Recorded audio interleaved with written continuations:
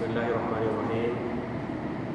الحمد لله رب العالمين، والصلاة والسلام على رسوله محمد وآله وصحبه أجمعين. أشهد أن لا إله إلا الله وحده لا شريك له، وأشهد أن محمدا عبده ورسوله. أما بعد. محترم مکرم دینی و اسلامی بھائیوں، اللہ رب العزت کا لاکھ لاکھ شکر ہے کہ اللہ رب العزت نے ہمیں رمضان المبارک کے بعد تقریباً 1 یا 1.5 مہینے کے وقفے کے بعد پھر اس مسجد کے اندر دین کی چند باتیں سننے، سیکھنے اور اسے قبول کرنے کی توفیق عطا فرمائے. اللہ تعالیٰ سے دعا ہے کہ اللہ تعالیٰ اس سلسلے کو ہمیشہ باقی رکھے اور جو کچھ بھی ہم یہاں پر سنیں اس پر عمل کرنے کی توفیق عطا فرمائے. آمین. محترم و مکرم حاضرین، آج کے اس درس میں کسی دوسرے عنوان پر ہی کچھ بولنے کے لیے تیاری کر چکا تھا، لیکن پھر جب آج جمعہ کا خطبہ سنا شیخ عبدالرزاق بن عبدالمحسن العباد البدر حفظہ اللہ سے، انہوں نے آج کے خطبے میں مدینہ طیبہ کے اندر رہنے اور یہاں پر سکونت اختیار کرنے کے کیا آداب ہیں، اگر کوئی شخص یہاں رہے تو کس طریقے پر اس کو رہنا چاہیے، اور اگر کوئی اس کی حرمت کو پامال کرے تو اللہ رب العزت نے اس کے لیے کیا سزا مقرر کر کے رکھی ہے، تفصیل سے آج شیخ نے اس موضوع پر خطاب فرمایا. اور پھر نماز کے بعد انہوں نے یہ اپیل بھی کی کہ انشاءاللہ عنقریب آج ہی ان کی ویب سائٹ پر پورا خطبہ لکھا ہوا اور آواز کے ساتھ بھی اپلوڈ ہو جائے گا، اور پھر بکثرت لوگ اس کو نشر کریں گے. تو شیخ کی اپیل پر میں نے اپنا ارادہ ترک کر دیا اور اسی موضوع کو انشاءاللہ اختیار کرنے کا ارادہ کیا ہوں جس کے بارے میں شیخ نے اپیل کی ہے. کیونکہ آپ لوگ جانتے ہیں اچھی طرح سے ابھی ہم ایک بہت بڑے حادثے سے دوچار ہوئے ہیں. ابھی رمضان المبارک کے مقدس اور بابرکت مہینے کے اندر بعض اوباشوں نے اس کی حرمت کو پامال کرنے کی کوشش کی ہے. اس لیے ہر شخص کو پہلی چیز یہ جاننے کی ضرورت ہے کہ اس مدینے کا مقام و مرتبہ اللہ رب العزت نے کیا رکھا ہے. حقیقت میں اس شہر کی کیا فضیلت اور خصوصیتیں ہیں دنیا کی تمام دوسری جگہوں کے مقابلے میں. اسی طرح اگر کوئی شخص یہاں رہے تو کس طریقے پر اس کو رہنا چاہیے، اس کے لیے کیا آداب اللہ رب العزت نے مقرر کیے ہیں، اور اگر کوئی شخص ان آداب کو نہ بجا لائے، اس کے حرمت کی پامالی کرے، تب پھر اللہ رب العزت نے اس کے لیے سزا بھی کیا رکھی ہے. جس طرح نیکیوں کے کرنے کا اجر اللہ رب العزت نے بے شمار رکھا ہے اس شہر کے اندر، اسی طرح اگر کوئی شخص اس کی حرمت کو پامال کرے تو اس کے لیے وعید بھی بہت سخت ہے. میرے بھائی، انشاءاللہ آج کے اس درس میں ایک بہت ہی مختصر کتاب ہے، عربی زبان کے اندر ہے، مجھے نہیں معلوم کہ اس کا بھی اردو میں کوئی ترجمہ ہوا ہے نہیں ہوا ہے. شیخ عبدالمحسن العباد کی کتاب ہے فضائل المدینہ و آداب سکنہا و زیارتہا. یہ بہت ہی چھوٹی کتاب ہے اور بہت مختصر اور بہت جامع کتاب ہے، بہت ہی بہترین کتاب ہے، اور شیخ کے علمی حیثیت سے آپ لوگ واقف ہی ہوں گے. ابھی آپ کہہ سکتے ہیں کہ پورے مدینے کے اندر ہی نہیں بلکہ سعودی عرب کے اندر یا پوری دنیا کے اندر یعنی ان کی مثال ہے علمی مرتبے کے اندر. ان کو محدث المدینہ بھی کہا جاتا ہے. تو میں انشاءاللہ شیخ کی کتاب سے ہی چند چیزیں آپ کے سامنے پیش کرنے کی کوشش کروں گا کہ اس مدینے کی فضیلت کیا ہے پہلی بات، اور ان فضیلتوں کو جاننے کے بعد ایک شخص جو مدینے کے اندر سکونت اختیار کرنا چاہتا ہے، اقامت اختیار کرنا چاہتا ہے، رہنا چاہتا ہے، بسنا چاہتا ہے، تو کس طریقے پر اپنی زندگی گزاری اس مدینے کے اندر. انشاءاللہ اس کتاب سے. اور پھر میں نے صحیح مسلم سے چند حدیثیں نقل کر کے لائی ہیں. انشاءاللہ آپ لوگوں کو حدیث بھی سناؤں گا, جو کہ قرآن مجید کے بعد سب سے صحیح ترین کتاب صحیح بخاری اور صحیح مسلم ہے, جس پر امت کا اجماع ہے. تو صحیح مسلم کے اندر سب صحیح حدیثیں, ان کے اندر اس شہر کے بارے میں جس میں اللہ رب العزت نے ہمیں رہنے کا ایک موقع دیا ہے, ہمیں اللہ رب العزت نے شرف بخشا ہے کہ اس مدینے کے اندر, اس شہر کے اندر ہم سکونت اختیار کریں. تو اس شہر کے بارے میں سب سے صحیح ترین کتاب میں سے ایک کتاب صحیح مسلم کے اندر کو کیا کیا حدیثیں وارد ہوئی ہیں, انشاءاللہ وہ حدیثیں بھی ہم سنیں گے اور مختصر اس کی شرح بھی سنیں گے. پہلی بات کہ اس مدینے کی فضیلت کیا ہے. اللہ رب العزت نے اپنے نبی کے لیے جب ہجرت کے لیے جو مقام اختیار کیا, مکہ والے نبی کریم صلی اللہ علیہ وسلم اور صحابہ اکرام کو بہت پریشان کر رہے تھے, طرح طرح کی تکلیفیں اور اذیتیں دیتے تھے. جب ہجرت کا حکم ہوا تو اللہ رب العزت نے دنیا کی تمام جگہوں میں سے اس شہر کو چنا اپنے نبی کی ہجرت کے لیے, اور پھر یہیں سے دین اسلام پوری دنیا کے اندر پھیلا. یہ وہ جگہ ہے جہاں پر اللہ رب العزت نے وحی کو نازل کیا, جہاں پر قرآن کریم کی آیتیں نازل ہوئی, اور جہاں پر جبریل امین وحی لے کر اترتے تھے. تو یہ شہر وہ شہر ہے جس کو اللہ رب العزت نے تمام دنیا میں سے انتخاب کیا ہے. اور ایک پرانا اختلافی مسئلہ ہے کہ دنیا کے اندر سب سے افضل جگہ کون سی ہے, مکہ ہے یا مدینہ ہے. یہ پرانا اختلافی مسئلہ رہا ہے. البتہ اس میں کوئی شک نہیں کہ دنیا کے اندر سب سے افضل جگہوں میں یہ دو جگہیں ہیں, جس کو حرمین شریفین کہا جاتا ہے. مکہ کے اندر عبادت کی فضیلت جو ہے وہ مدینہ کے اندر نہیں ہے. خصوصاً حرم کے اندر نبی کریم صلی اللہ علیہ وسلم فرماتے ہیں کہ اس مسجد میں نماز پڑھنے کا ثواب دوسری مسجدوں کے مقابل میں 1,00,000 نماز کے برابر ہے. وہ فضیلت مدینہ منورہ کے اندر نہیں ہے. البتہ یہاں پر کچھ ایسی فضیلتیں ہیں جو مکہ کو حاصل نہیں ہیں. اسی لیے علماء کے درمیان اختلاف رہا ہے شروع سے ہی کہ مکہ زیادہ افضل ہے یا مدینہ زیادہ افضل ہے. مختلف نظریے ہیں, جن میں سے راجح قول یہی ہے کہ مکہ زیادہ افضل ہے, اس کے بعد مدینہ کا مقام و مرتبہ ہے. البتہ نبی کریم صلی اللہ علیہ وسلم نے اس کے لیے برکت کی دعائیں کی ہیں اور مکہ سے دوگنی برکت کی دعا کی ہے اس شہر کے اندر. اسی طرح اس شہر کے اندر ایک ایسی جگہ ہے جسے روضۃ من ریاض الجنہ کہا گیا ہے, جنت کی کیاریوں میں سے ایک کیاری ہے. پوری دنیا کے اندر کوئی ایسی جگہ نہیں ہے جسے آپ جنت کا ٹکڑا کہہ سکیں سوائے اس مدینے کے اندر جو کہ مسجد نبوی کے اندر ہے. تو یہ فضیلت پوری دنیا کے اندر کسی کو بھی حاصل نہیں ہے, مکہ کو بھی حاصل نہیں ہے. جنت کا ٹکڑا اسے نہیں کہا گیا ہے. البتہ عبادات کے باب میں, اور اگر کوئی شخص عبادت کرے تو اس کے اجر کے باب میں مکہ کو مدینے سے زیادہ فضیلت حاصل ہے. وہاں پر ایک نماز ادا کرنے کا ثواب 1,00,000 نماز کے برابر کہا گیا ہے, اور مدینہ میں مسجد نبوی کے اندر ایک نماز ادا کرنے کا ثواب 1,000 نماز کے برابر کہا گیا ہے.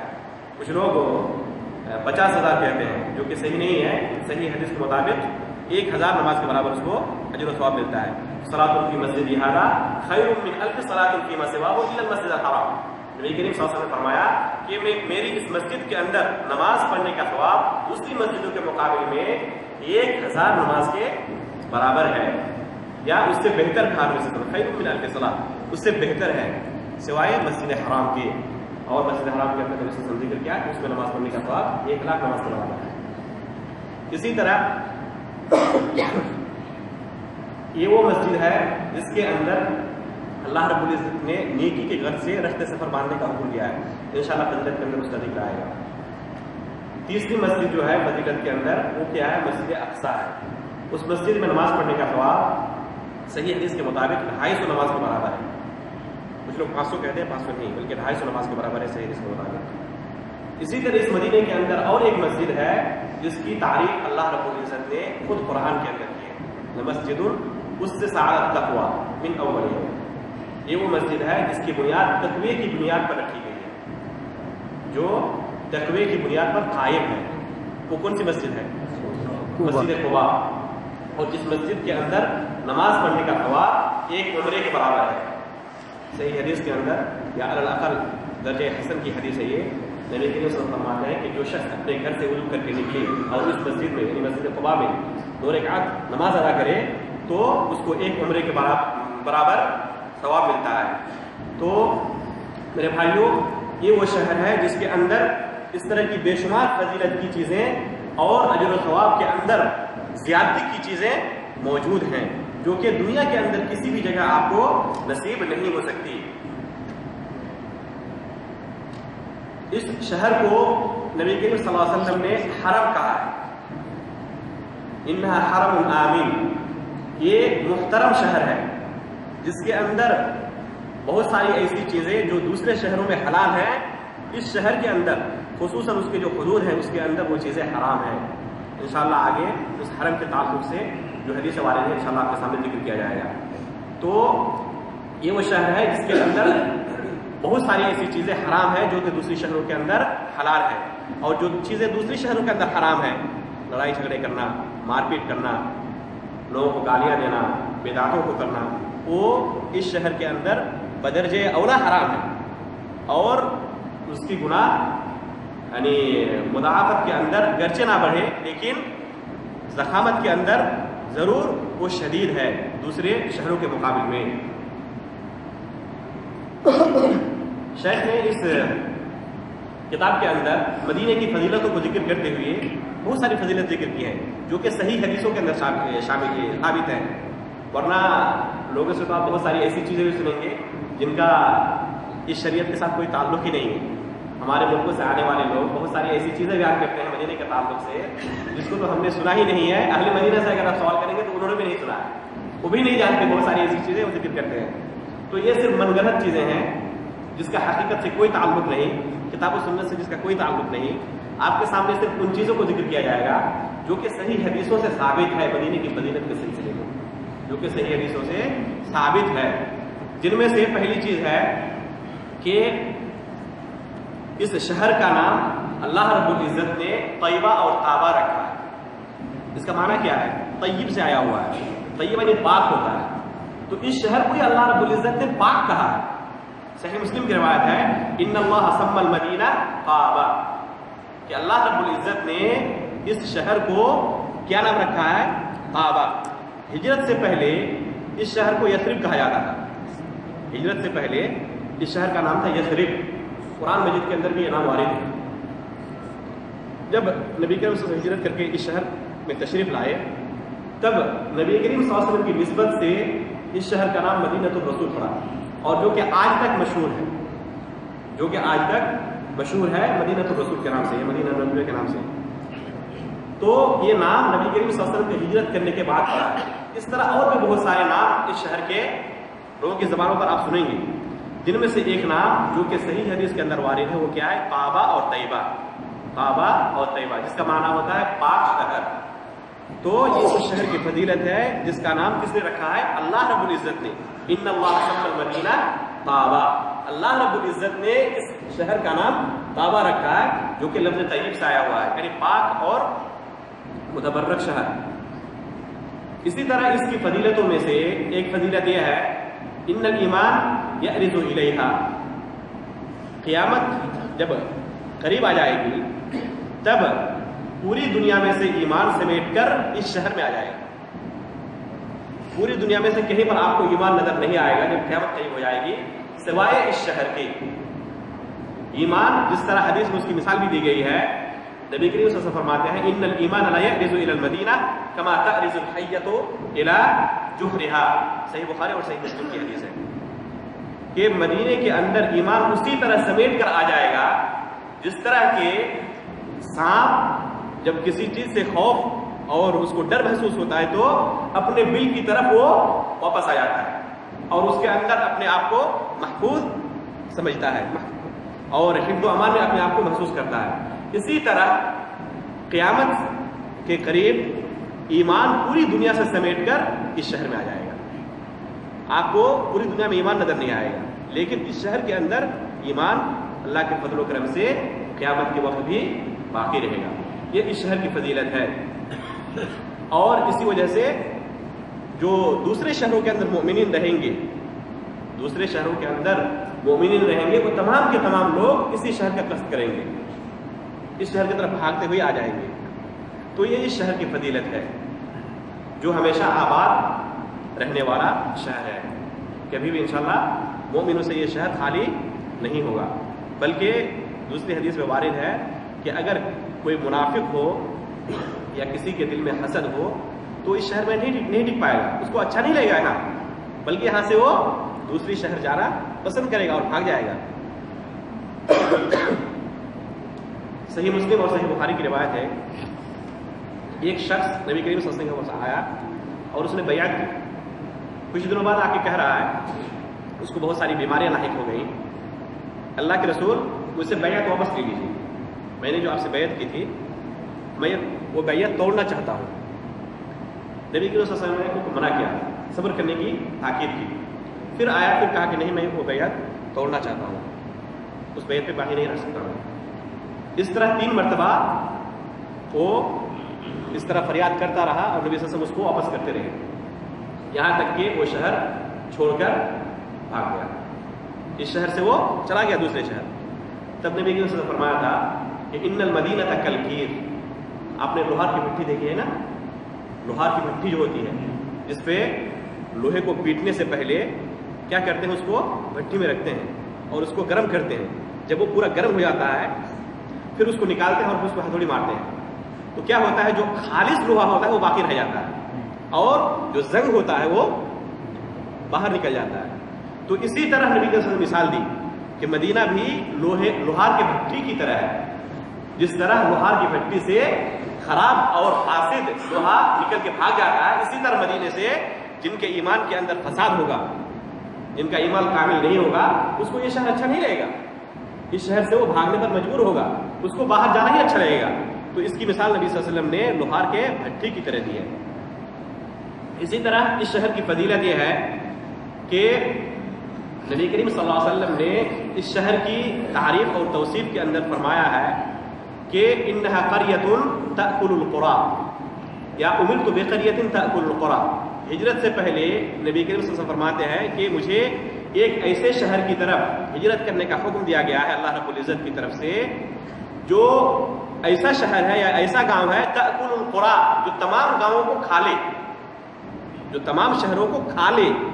کیا اس کا معنی تمام شہروں کو کھانے کا؟ اس کا معنی یہ ہے کہ تمام شہروں پر یہ شہر غالب رہے گا، تمام شہروں پر یہ شہر غالب رہے گا۔ ایک یہ معنی ذکر کیا گیا ہے۔ دوسرا یہ معنی ذکر کیا گیا ہے کہ دوسرے شہروں کے اندر جو بھی اچھی کوالٹی کی چیزیں ہوں گی یا جو مال غنیمت ہوگا، وہ تمام کی تمام چیزیں اللہ رب العزت کے فضل و کرم سے کھینچتی ہوئی اس شہر میں آ جائیں گی، تمام چیزیں۔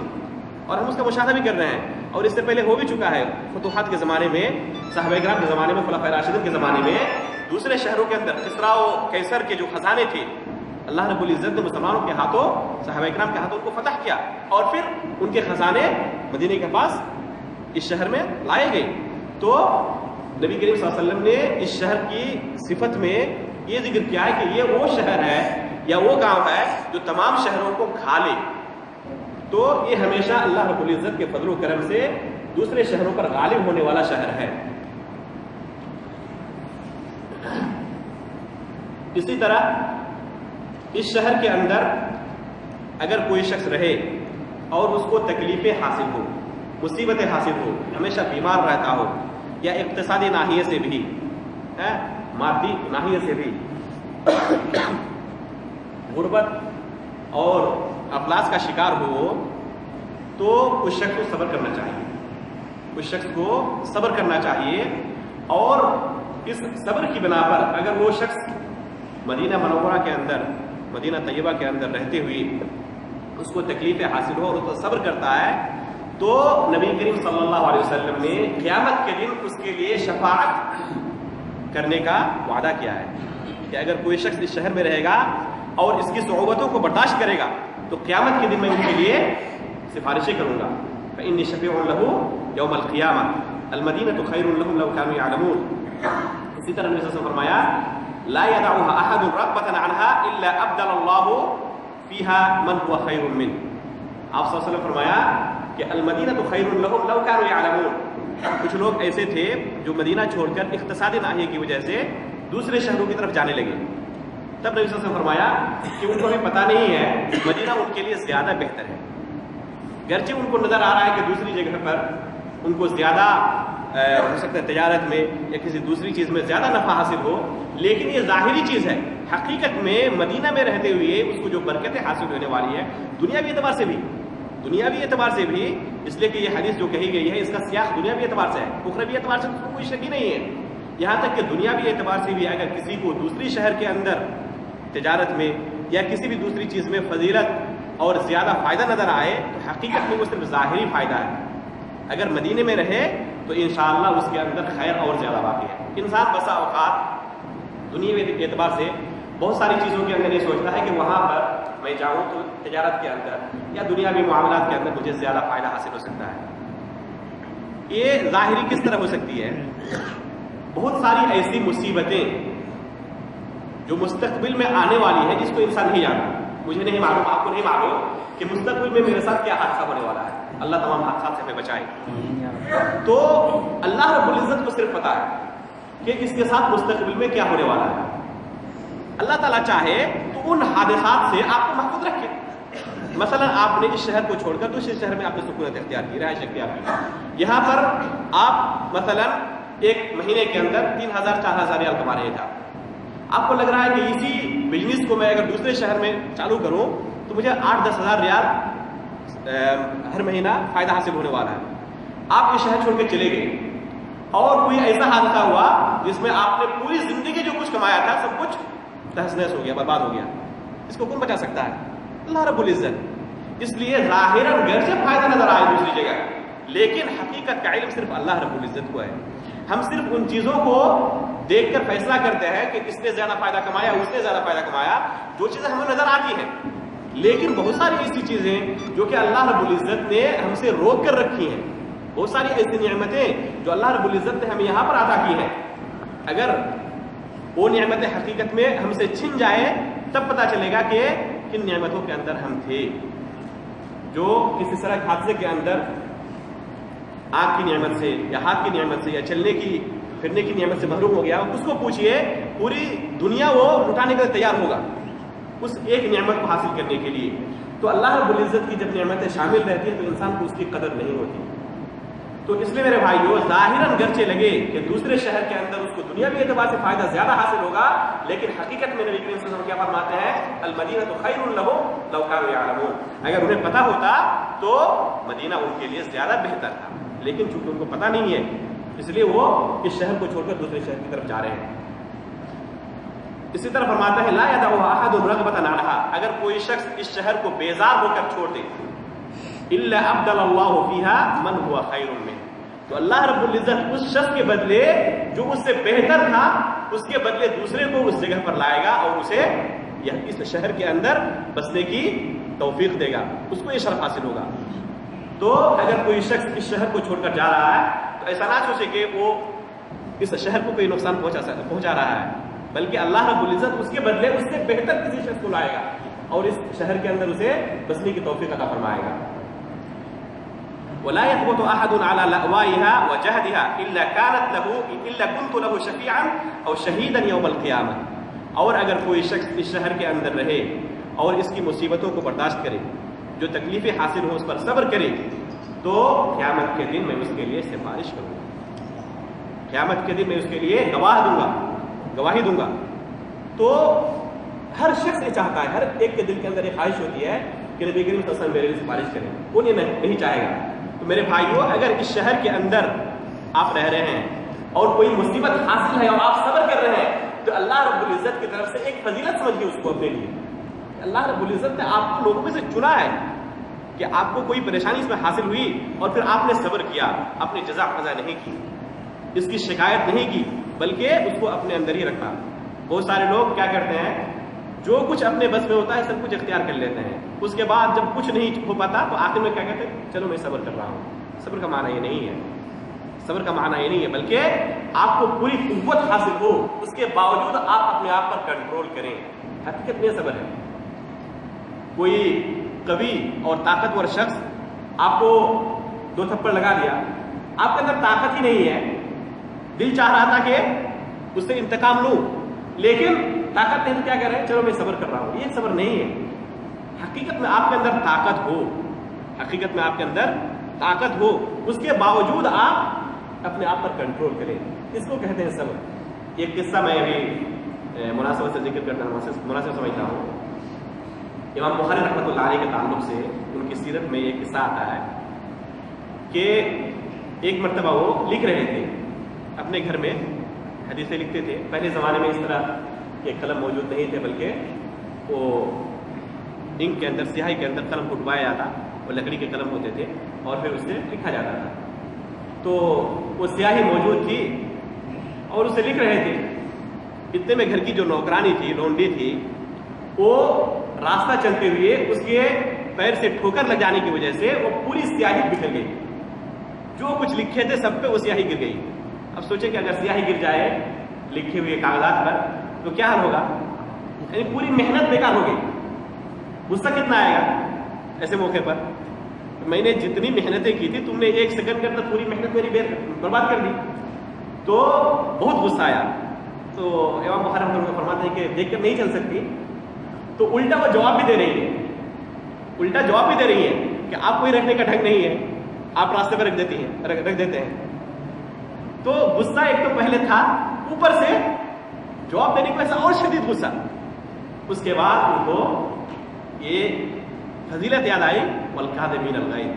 اللہ رب العزت نے ان لوگوں کی تعریف کی ہے جو اپنے غصے پر کنٹرول کرتے ہیں. تب وہ کہہ رہے ہیں کہ یہی اصل موقع ہے اپنے غصے کو کنٹرول کر سکتے ہیں نہیں کر سکتے ہیں، اس کو پرکھنے کا اور جانچنے کا، اس کا ٹیسٹ لینے کا. کہہ رہے ہیں کہ تم کو اللہ کے راستے میں آزاد کر رہا ہوں. یہاں پر پورا کنٹرول ہے، چاہے تو اس سے انتقام لے سکتے ہیں، لیکن اس جگہ پر اپنے آپ کو قابو کرنا، یہ حقیقت میں صبر ہے. یہ حقیقت میں اپنے آپ پر کنٹرول کرنا ہے. تو اگر کوئی شخص ان مصیبتوں پر صبر کرے، جزا پڑا نہ کرے، اس نے پوری کوشش کی شہر سے بھاگنے کی، لیکن اس کا ویزا ہی نہیں لگا، تب آخر میں کہہ رہا ہے کہ میں صبر کر رہا ہوں. یہ صبر نہیں ہے، بلکہ حقیقت میں جب اس کے اختیار میں تمام چیزیں موجود ہوں، اس کے باوجود صبر کرے اور پھر اس صبر پر اللہ رب العزت سے اجر کی امید کرے، تو نبی کریم صلی اللہ علیہ وسلم اس کے لیے سفارش کریں گے اور گواہی دیں گے. تو یہ اس کی فضیلت ہے جو کہ صرف اس شہر کے اندر حاصل ہے، دوسرے شہروں کے اندر یہ فضیلت حاصل نہیں ہے. اگر کوئی دوسرے شہر کے اندر ہو اور وہاں پر کوئی صبر کرے تو صبر کی فضیلت اس کو حاصل ہوگی، لیکن نبی کریم صلی اللہ علیہ وسلم اس کے لیے سفارش کریں، یہ فضیلت اس کو حاصل نہیں ہوگی. تو اس شہر کے اندر رہنے کی وہ فضیلت ہے. اسی طرح اس شہر کی فضیلت کے اندر نبی کریم صلی اللہ علیہ وسلم فرماتے ہیں کہ المدینہ حرم ما بین عین الی ثور من احدث فیہا حدثا او آوى محدثا فعلیہ لعنۃ اللہ والملائکۃ والناس اجمعین. اللہ رب العزت نے مدینے کو حرام بنایا ہے، محترم اور مأمون شہر بنایا ہے. ما بین عین الی ثور، عیر اور ثور مدینے کے اندر دو پہاڑ ہیں، عیر اور ثور جو اہل مدینہ جانتے ہیں. اور ابھی اس زمانے میں اس کو پہچاننے کا سب سے آسان طریقہ ہے کہ پورے حدود حرم کے اندر کھمبے لگے ہوئے ہیں جہاں پر بدایت حد الحرم اور نہایت حد الحرم کا بورڈ لگا ہوا ہے. اس لیے آپ آسانی کے ساتھ جان سکتے ہیں کہ ابھی ہم حدود حرم کے اندر ہیں یا حدود حرم سے باہر ہیں. تو نبی کریم صلی اللہ علیہ وسلم فرماتے ہیں کہ حدود حرم کے اندر جو شخص ہو وہ محترم اور مأمون ہے، اس کو کوئی شخص کچھ نہیں کر سکتا. تو یہ فضیلت کس کو حاصل ہے؟ اس شہر کو حاصل ہے. اور ایک جگہ ہے جہاں یہ فضیلت حاصل ہو، کہاں ہے؟ مکہ مکرمہ کے اندر. مکہ مکرمہ کے اندر وہ فضیلت حاصل ہے. تو حدود حرم کے اندر اگر کوئی شخص رہے تو اس کو تو بدرجہ والا حاصل یہ فضیلت حاصل ہوگی. اگر کوئی شخص حدود حرم کے اندر رہے، انسان ہو، تو یہ حرمت اور یہ امن و امان اس کو بدرجہ اولا حاصل ہے. یہاں تک کہ جو چرندے پرندے ہیں، جو جانور ہیں، ان کو بھی اللہ رب العزت نے یہ حرمت اور یہ امن و امان عطا کیا ہے. اس کو آپ شکار نہیں کر سکتے، اس کو آپ شکار نہیں کر سکتے. اگر کوئی شخص چاہے کہ مدینے کے اندر حدود حرم کے اندر میں شکار کروں گا تو اس کے لیے حرام، ناجائز ہے. یہاں تک کہ کسی جانور کو جھڑکنا بھی جائز نہیں ہے، بھگانا اور چھڑکنا یہ بھی جائز نہیں ہے حدود حرم کے اندر. اس کو بھی اللہ رب العزت نے یہ حرمت عطا کی ہے. یہاں تک کہ جو اس کے درخت اور گھاس پھوس ہے اس کو بھی اللہ رب العزت نے یہ حکمت اور یہ امن و امان عطا کیا ہے کہ اس کو کوئی نہ اکھاڑے، اس کو کوئی نہ اکھاڑے، الا کہ اگر کوئی شخص اپنے ہاتھ سے کوئی درخت بوئے تو پھر اس پہ کاٹنے کا جواز ہے۔ البتہ جو قدرتی طور پر اپنے آپ کو آتے ہیں ان درختوں کو لوگوں کے لیے کاٹنا اور اکھاڑنا جائز نہیں ہے۔ جب یہ حرمت ایک درخت کو، ایک جانور کو حاصل ہے تو ایک انسان کو وہ حرمت کتنی زیادہ حاصل ہے، ایک انسان کو حرمت کتنی زیادہ حاصل ہونی چاہیے، اور وہ بھی اگر وہ مومن ہو، مسلمان ہو تو۔ اللہ رب العزت نے قرآن مجید کے اندر سورہ مائدہ کے اندر فرمایا ہے کہ اگر کوئی شخص کسی ایک انسان کا قتل کرتا ہے تو گویا کہ اس نے پوری انسانیت کا قتل کیا۔ اس آیت کے اندر یہ فرق نہیں کیا گیا ہے کہ اس نے مسلمان کو قتل کیا یا کافر کو قتل کیا۔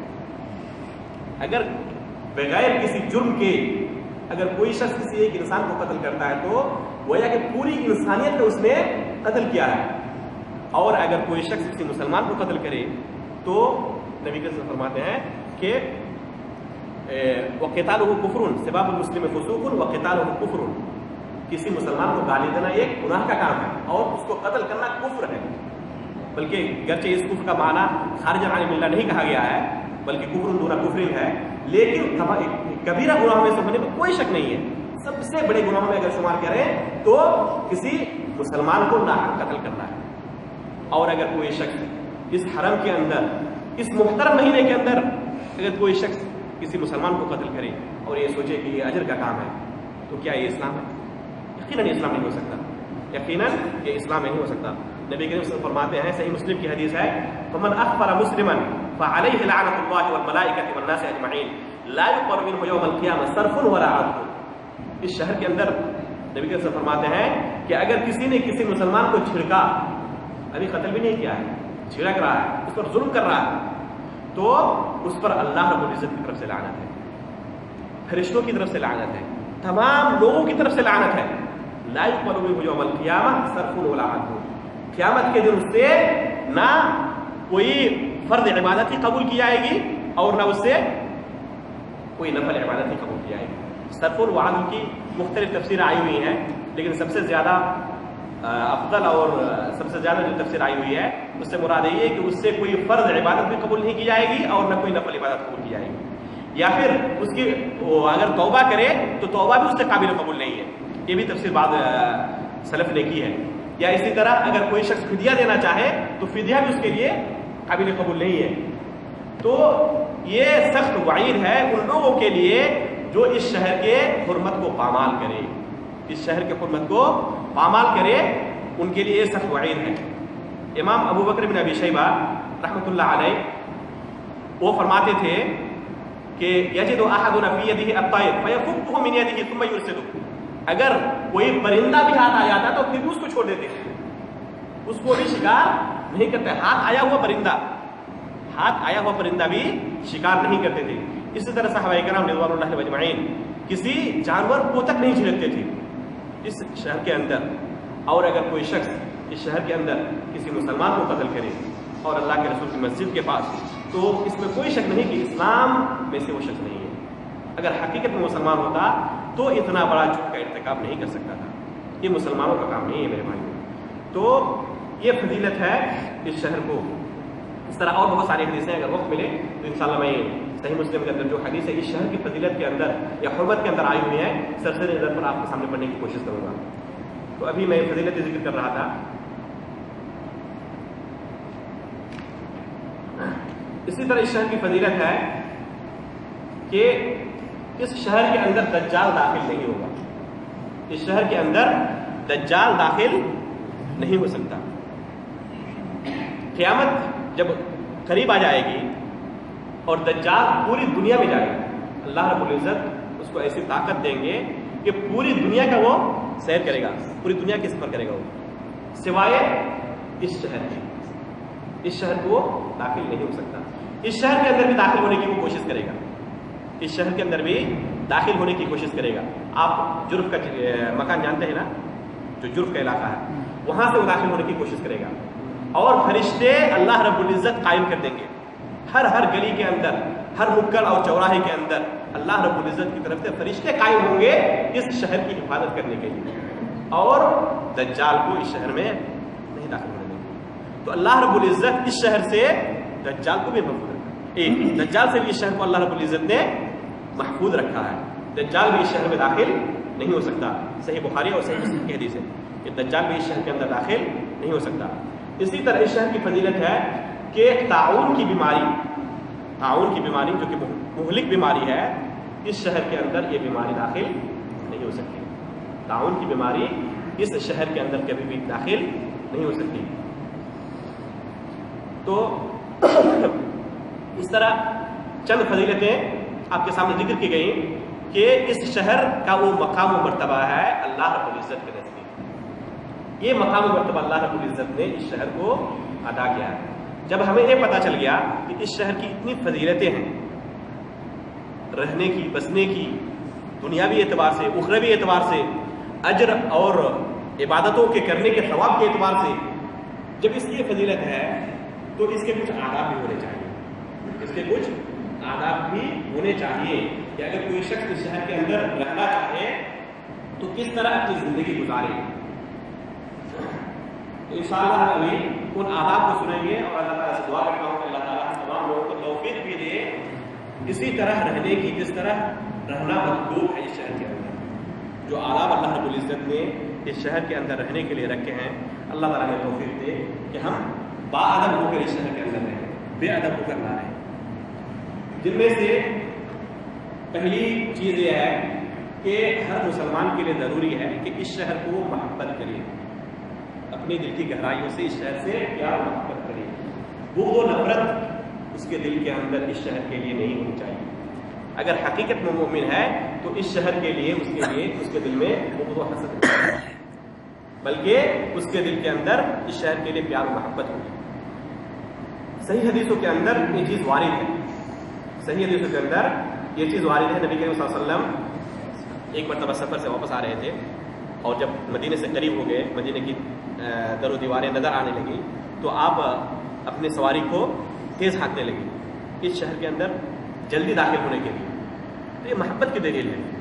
اور جو کوئی بھی شہر کے اندر رہتا ہوگا اس کو یہ احساس بھی ہوگا، قلبی طور پر احساس بھی ہوگا کہ اس شہر کے اندر رہنے میں جو سکونت دل کو حاصل ہے وہ دنیا میں کہیں بھی نہیں ہے. یہ ہر کوئی محسوس کرتا ہوگا، یہ محسوس کی جانے والی چیز ہے. یہاں تک کہ آپ اگر حج کے موسم میں مکہ بھی گئے ہوں گے یا عمرہ کرنے کے لیے بھی اگر گئے ہوں گے تو آپ کو وہاں بھی یہ احساس ہوگا یہ دل کے اندر کہ مدینے کے اندر جو دل کو ٹھنڈک حاصل ہوتی تھی وہ دوسری کہیں جگہ حاصل نہیں ہے، حتیٰ کہ مکہ کے اندر بھی. تو یہ ایک فطری چیز ہونی چاہیے، ایک قلبی لگاؤ ہونا چاہیے ہر مومن کا اس شہر کے ساتھ کہ اپنے دل سے اس شہر کو محبت کرے اور اس شہر کے ساتھ پیار کرے. دوسری چیز، ہر شخص کو یہ کوشش کرنی چاہیے کہ جب تک اس شہر کے اندر رہے اللہ رب العزت کا مطیع و فرما بردار بندہ بن کر رہے، اس کا نافرمان بندہ بن کر نہ رہے. وَمَن يُرِدْ فِيهِ بِإِلْحَادٍ بِظُلْمٍ، اللہ رب العزت نے قرآن مجید کے اندر فرمایا ہے کہ اگر کوئی شخص حرم کے اندر کسی ظلم کا ارادہ کرتا ہے تو اللہ رب العزت اس کو سخت اور دردناک عذاب سے دوچار کریں گے.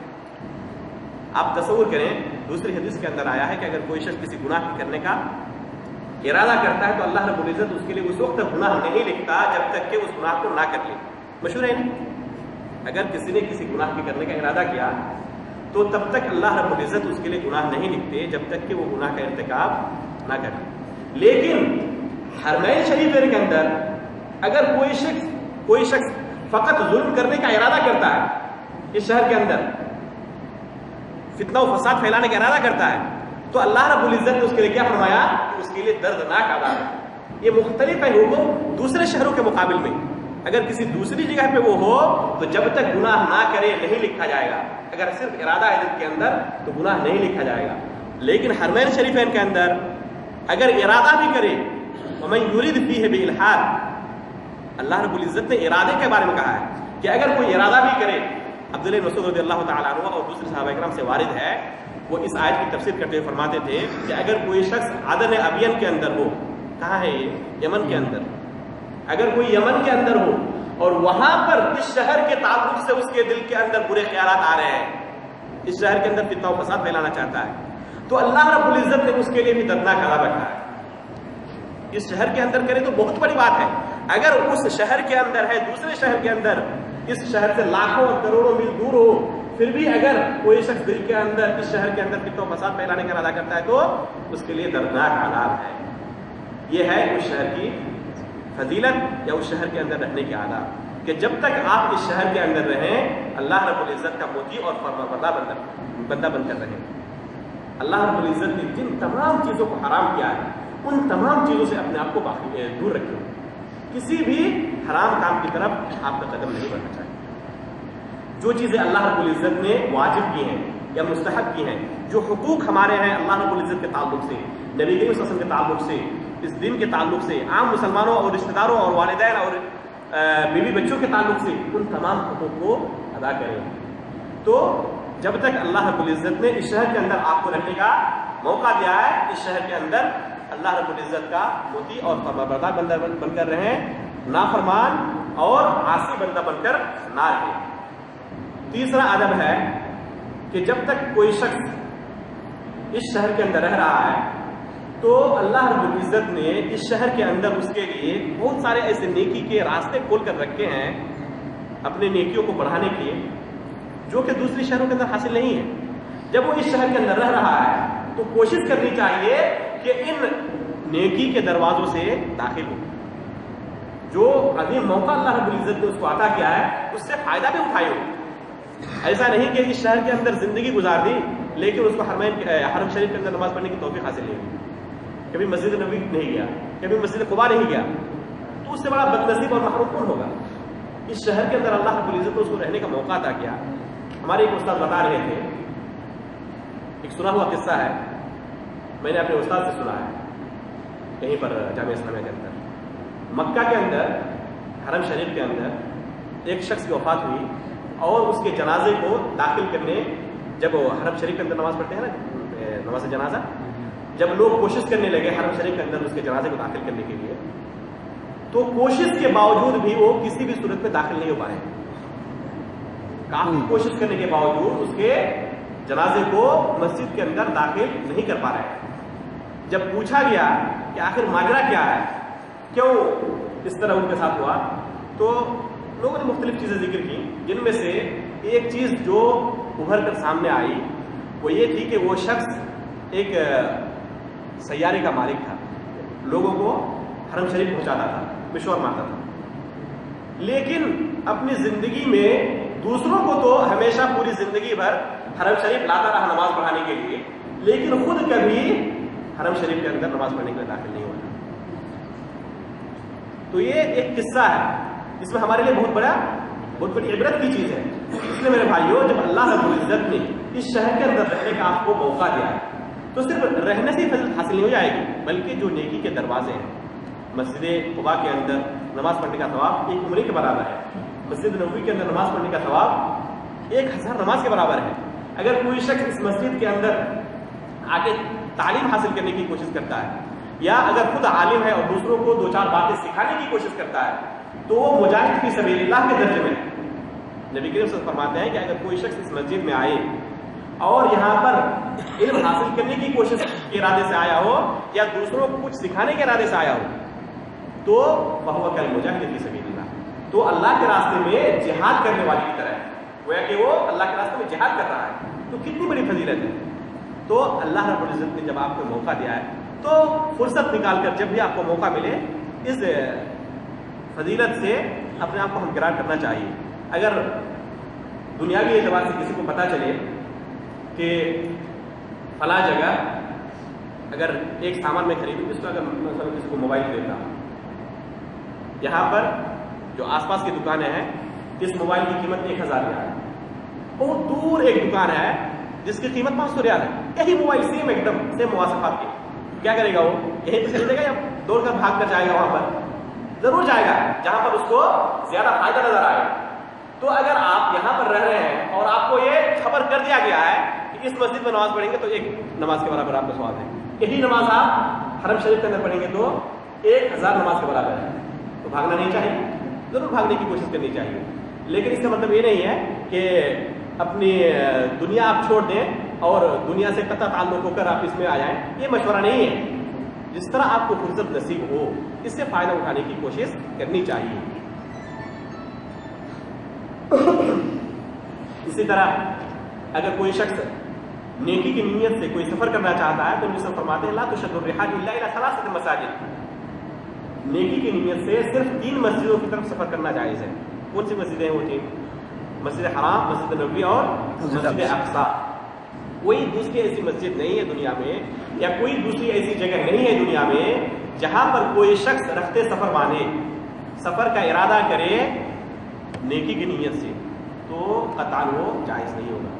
کیا خیال ہے اگر کوئی شخص کسی دربار اور درگاہ کی طرف جاتا ہے سفر کرتے تو نیکی ملے گی نہیں ملے گی؟ جب اگر مسجد کی طرف بھی جائے تو نیکی نہیں ملے گی. تو جو جگہ جس کی فضیلت یہ ثابت نہیں ہے تو وہاں پر جانے سے قطعاً وہ نیکی کا کام اور نیکی کا سفر نہیں ہے مہربانی. اسی طرح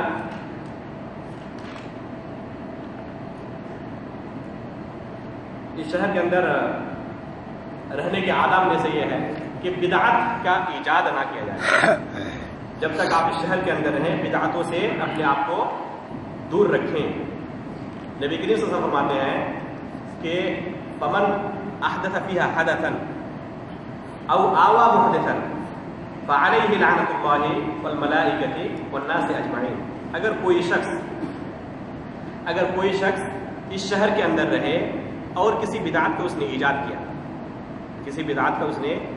کیا، یا کسی بدعتی کو اس نے پناہ دی، فعليه لعنة الله والملائكة والناس اجمعین، تو ایسے شخص پر اللہ رب العزت کی طرف سے، فرشتوں کی طرف سے اور تمام لوگوں کی طرف سے لعنت ہے.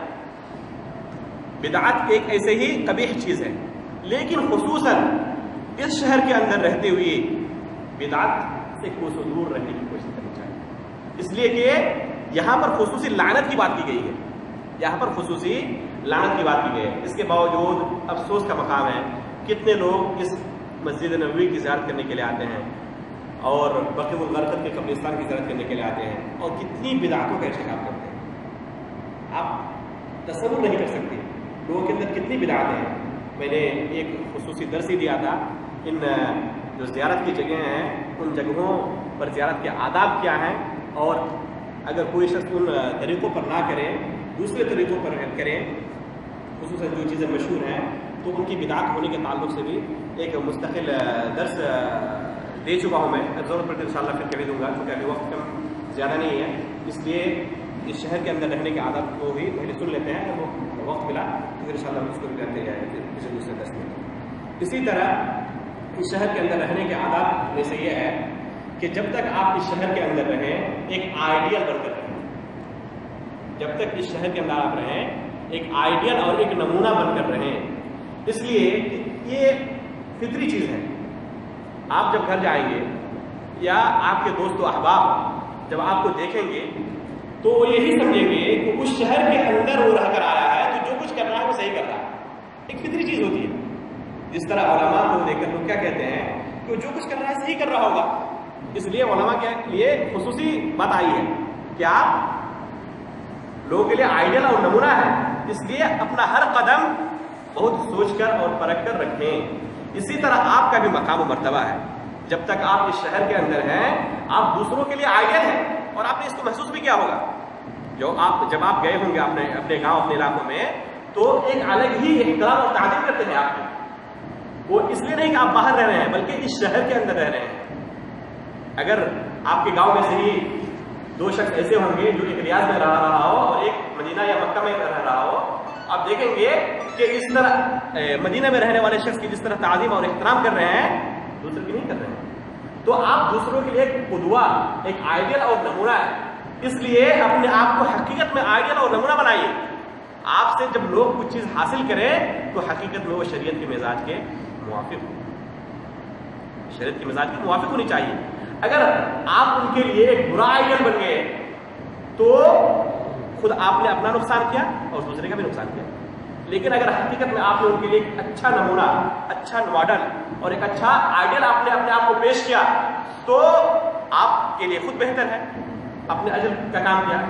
اسی طرح اس نے جو آپ کو دیکھ کر اجر کا کام کیا ہے یا اس کی طرف بڑھا ہے اپنے آپ کو تو اس کی بھی نیکی آپ کو ملے گی. الدال علی الخیر کفاعلہ، اگر کوئی شخص کسی شخص کو نیکی کی طرف رہنمائی کرتا ہے، اس کو بتاتا ہے کہ یہ نیکی کا کام ہے، وضو کا طریقہ کسی نے کسی کو سکھا دیا، نماز کا طریقہ سکھا دیا، صلاۃ الجنازہ کیسے پڑھنا ہے، بہت سارے لوگ نہیں جانتے ہیں، سکھا دیا کہ نماز جنازہ کس طرح پڑھنی ہے، تو جب تک وہ پڑھے گا اس کو تو نیکی ملے گی، لیکن اس کے بتانے کی وجہ سے چونکہ اس نے وہ کام کیا ہے، اس سے اس نے سیکھا ہے، اس لیے ہمیشہ جب تک وہ ایک کار خیر کرتا رہے گا نیکی ملتی رہے گی۔ اس لیے جب تک میرے بھائیوں آپ اس شہر کے اندر ہیں، لوگوں کی نظروں کے تارا ہیں آپ، تو حقیقت میں آپ نے آپ کو آئیڈیل بنائیے، آپ کا وضاحت ایسا ہونا چاہیے جو شرع کے منہج کے موافق ہے، لوگ یہ سمجھے کہ حقیقت میں یہ مدینہ میں رہنے کے لائق ہے، یہ نہ سمجھے کہ مدینے کے لیے عار اور بوجھ ہے، بلکہ حقیقت میں آپ سے لوگ آئیڈیل اور نمونے کے طور پر آپ کو لیں۔ اس لیے جب تک اس شہر کے اندر اللہ رب العزت نے آپ کو رہنے کا موقع عطا کیا ہے، اپنے آپ کو سدھارنے کی کوشش کریں۔ پانچواں ادب یہ ہے کہ آپ ایک ایسے شہر کے اندر رہ رہے ہیں جس کے اندر اللہ رب العزت نے قرآن مجید مناسب کیا ہے، جس کے اندر فرشتے اترتے تھے، جبریل امین اترتے تھے وحی لے کر، قرآن لے کر، جس کے اندر صحابہ اکرام نے پوری زندگی گزاری ہے، ائمہ اکرام اور تابعین نے اپنی زندگی گزاری ہے، اس لیے ان کی سیرت کو جاننے کی کوشش کریں اور اپنے آپ کو اس سیرت کے مطابق ڈالنے کی کوشش کریں، اپنے آپ کو اس سیرت کے مطابق ڈھالنے کی کوشش کریں۔ لیکن اگر اس شہر کے اندر رہتے ہوئے کسی نے شریعت کی کوئی مخالفت کی تو ان کا وہ عمل ہمارے لیے دلیل نہیں ہو سکتا۔ حقیقت میں دلیل اور اتباع کی چیز کیا ہے؟ قرآن اور حدیث۔ فضیلت ان لوگوں کے لیے ہے جو اپنے آپ کو اس کے مطابق ڈھالے۔ اگر کسی نے مخالفت کی ہے یا کسی سے کوئی غلطی ہو گئی کسی علمی مسئلے کے اندر، آپ بہت سارے لوگوں کو دیکھیں گے وہ مکہ اور مدینہ سے دلیل پکڑتے ہیں یا مکہ اور مدینہ کے اندر رہنے والے لوگوں سے دلیل پکڑتے ہیں، جیسے کہ میں نے ابھی آئیڈیل اور نمونہ ہونے کی بات کہی۔ حقیقت میں ہمارے لیے دلیل کیا ہے؟ قرآن اور سنت ہے۔ حقیقت میں دلیل یہی ہے، اگر کسی کا عمل اس کے موافق ہو تب وہ ہمارے لیے آئیڈیل اور دلیل ہے، نمونہ ہے، لیکن اگر کسی کا عمل اس کے مخالف ہو، کسی کا عمل اس کے مخالف ہو تو مکہ اور مدینہ میں رہنے کی وجہ سے وہ عمل جائز ہو جائے گا یا شریعت کے مطابق وہی ہوگا، یہ نہیں کہہ سکتا۔ آپ لوگوں کو ابھی ہو سکتا ہے کہ پتہ نہ ہو، اسی مسجد کے اندر، مسجد نبوی کے اندر تقریباً 30-35 سال پہلے اسی مسجد نبوی کے اندر ہر نماز کے وقت 4 مرتبہ اذان دی جاتی تھی، 4 مؤذن کھڑا ہوتا، 4 زاویے پر، 4 پوزیشن پر، اور ایک مؤذن اللہ اکبر کہتا، پھر خاموش ہوتا، پھر دوسرا مؤذن کہتا، پھر تیسرا مؤذن کہتا، پھر چوتھا مؤذن کہتا۔ یہ بدعت حال قریب کے اندر موجود تھی اسی مسجد کے اندر، پھر امر ملکی آیا اور یہ بدعت ختم ہو گئی۔ ایک زمانے تک یہ چیز موجود تھی، جو پرانے ہمارے ساتھی ہیں جنہوں نے جامعہ اسلامی کے اندر پڑھا ہے، انہوں نے کہا کہ اپنی آنکھوں سے ہم نے یہ چیز دیکھی ہے، اس عبادت ہوتے ہوئے جو کہ حقیقت میں بدعت ہے۔ تو کیا کہا جائے گا کہ اگر کوئی شخص اس کی اتباع کر کر دوسری جگہ پر ایک ہی اذان کو 4 مرتبہ دے تو سنت ہے وہ؟ قطعاً نہیں۔ تو یہاں پر اگر کوئی شخص رہے تو اس کا عمل ہمارے لیے دلیل نہیں ہو سکتا، یا اگر کوئی شخص اس کو دلیل بنا کر اپنے لیے نجات اور صحت کا ذریعہ سمجھتا ہے تو حقیقت میں یہ اس کی خام خیالی ہے، اس کی یہ بات صحیح نہیں ہے۔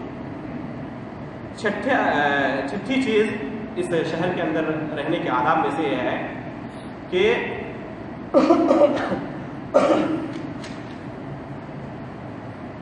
اس کے اندر اللہ رب العزت نے بہت ساری چیزوں کو حرام کیا ہے۔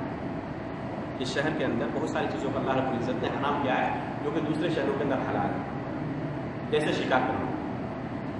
تو جب تک وہ اس شہر میں رہے، جب تک ہم اور آپ اس شہر میں رہیں، کسی درخت کو نہ اکھاڑیں، کسی درخت کو اکھاڑنا جائز نہیں ہے۔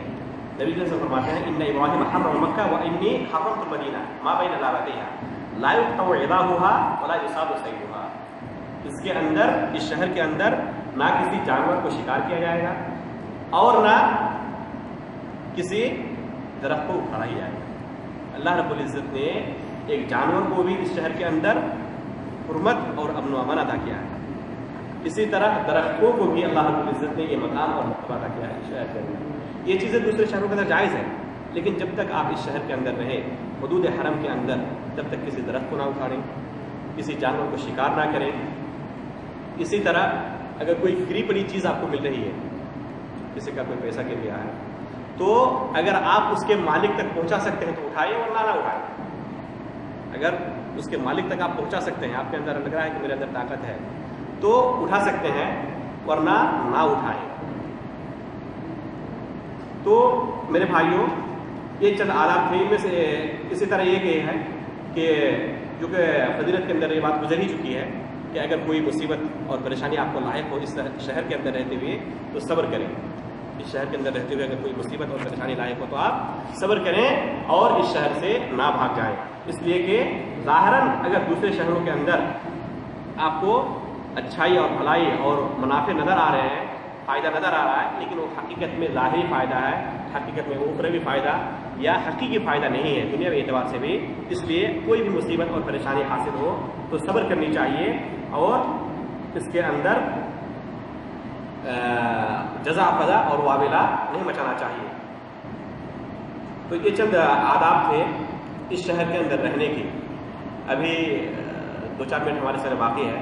میں بہت ایسے تو کافی حدیثیں، بے شمار حدیثیں ہیں اس شہر کی فضیلت میں. حدیث کی کتابوں میں نے صحیح مسلم سے، جو کہ حدیث کی کتابوں میں سب سے افضل ترین اور صحیح ترین کتاب ہے، اس سے کچھ حدیثوں کو آپ کے سامنے لانے کی میں نے کوشش کی تھی. تو اگر کسی کا سوال ہے تو پہلے آپ پیش کر دیں. ہوتا یہ ہے کہ بہت سارے سوالات ایسے رہتے ہیں جو بعد میں پوچھتے ہیں اور لوگوں کے سامنے اس کو پوچھنا چاہیے تھا. مدینے کے اندر رہ کے ختمل وغیرہ اور چوہے وغیرہ کا مارنا، جیسے جانور کا مارنا منع ہے، تو یہ کیسا ہے؟ آواز کرتے ہیں. ختمل ہو گیا مارنا یا چوہے وغیرہ کے مارنا جی یا کتے وغیرہ کا بھگانا. بھائی نے سوال کیا، بہت اچھا سوال ہے یہ. اگر کوئی شخص مدینے کے اندر رہ رہا ہے تو کھٹمل وغیرہ مارنا یا چوہے وغیرہ مارنا یا اسی طرح کوئی تکلیف دہ چیز، موذی چیز جس سے آپ کو خطرہ لاحق ہونے کا ڈر ہے، تو اس کو مارنے کا حکم کیا ہے؟ دیکھیے جو حدیث ہے اس میں کیا ہے کہ کسی بھی شکار کو شکار نہیں کیا جائے گا، اس کو نہیں کیا جائے گا، جھڑکا نہیں جائے گا. تو جو شکار کے جانور ہیں ان کے تعلق سے آیا ہے.